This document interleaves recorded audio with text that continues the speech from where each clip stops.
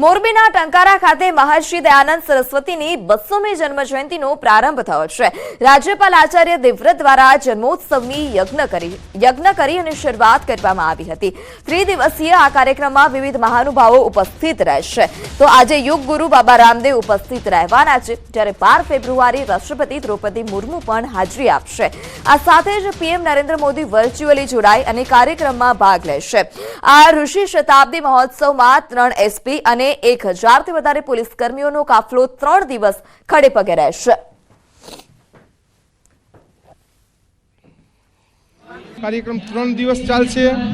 आखरी दिवस 12 तारीखे महामहिम राष्ट्रपति द्रौपदी मुर्मू जी पण पधारवाना छे અને આ કાર્યક્રમને 4 ચાંદ લગાવવાની છે। પર ડે કાર્યક્રમમાં 20 થી 25,000 માણસો લાભ લેશે। 3 દિવસીય કાર્યક્રમમાં આશરે 1 લાખ ઉપરાંત લોકો લાભ લેશે એવું અનુમાન છે।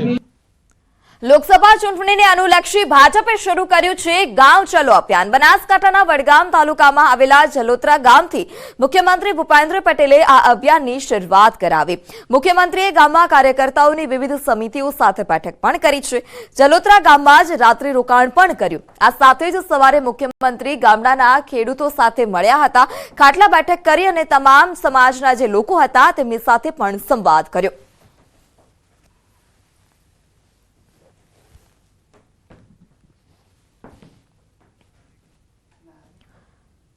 કૃષિ મંત્રી રાઘવજી પટેલને આવ્યું બ્રેઇન સ્ટ્રોક।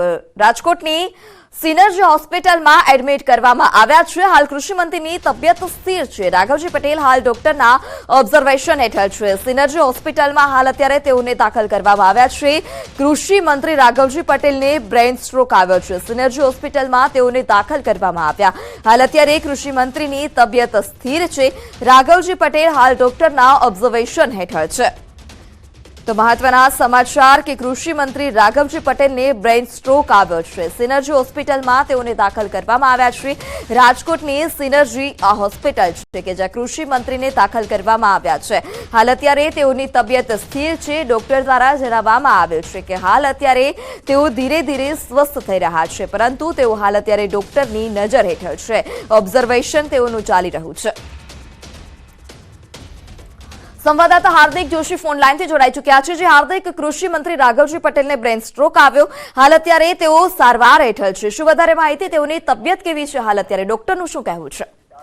જી વૃદ્ધા, હાલ જે રાઘવજી પટેલ છે તેમની તબિયત સ્થિર છે અને રાજકોટની સિનર્જી હોસ્પિટલ ખાતે તેમની અત્યારે સારવાર ચાલી રહી છે।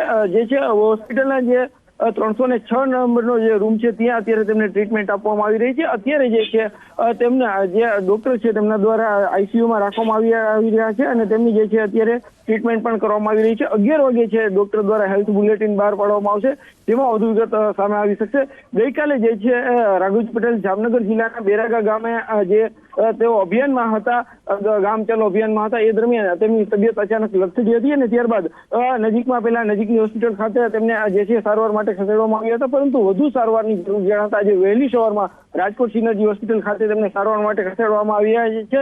અત્યારે જે છે તેમની સારવાર ચાલી રહી છે અને કહી શકાય કે થોડી વારમાં જે છે હેલ્થ બુલેટિન પણ બહાર પાડવામાં આવશે। જી હા।